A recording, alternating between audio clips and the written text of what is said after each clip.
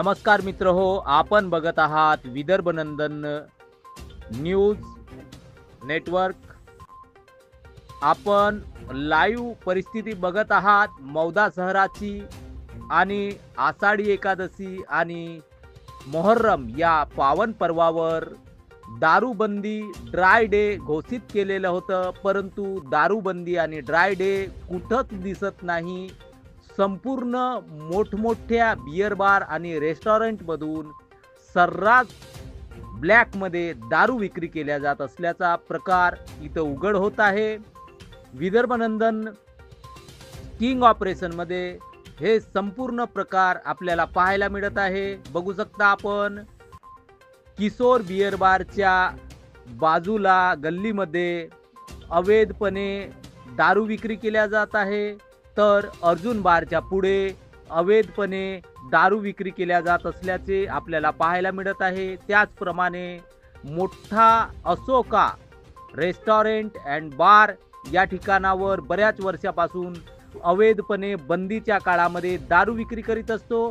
सर्रासपणे beer bar आणि त्या रेस्टॉरंटमधून बसून दारू विक्री केल्या जात असल्याचा प्रकार आपल्याला पाहायला मिळत आहे। बघू शकता आपण त्याचप्रमाणे न्यू अशोका हा जो नॅशनल हायवेवरील रेस्टॉरंट अँड बार आहे, या ठिकाणून सुद्धा आपल्याला पाहायला मिळत आहे। बघू शकता आपण सर्रासपणे ब्लॅकमध्ये दारू विक्री केल्या जात आहे आणि पोलीस खाते, एक्साईज खाते या संपूर्ण खात्याची दिशाभूल केल्या जात आहे आणि या खात्यांकडे मनुष्यबळाच्या अभावामुळे त्याचप्रमाणे यांचं लक्ष का नाही या संपूर्ण ब्लॅक विक्रेत्यांकडे, हा एक प्रश्न इथं शहरामध्ये उपस्थित झालेला आहे।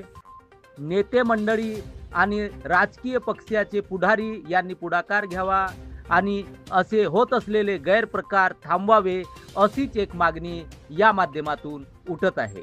एक report Vidarbha Nandan news network.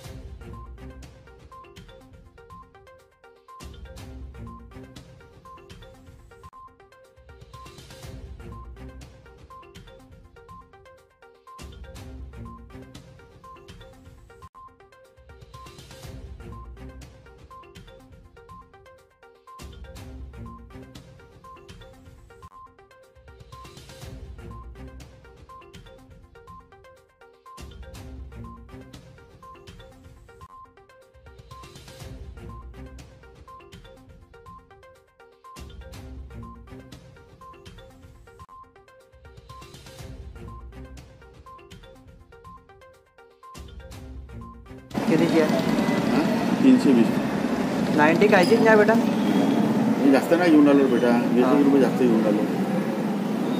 पाहिजे का? IB ची कितीची आहे? IB खतम झालं मग। IB IB 300 ला विकत होता रे बेटा। अच्छा अच्छा खतम झालं, त्यापेक्षा आरएस चांगली आहे ना। अच्छा अच्छा अच्छा। विकत आलो आरएस के लिए भैया। RS क्या है? आरएस के 2 क्वार्टर 90 170 90 170 170 चलो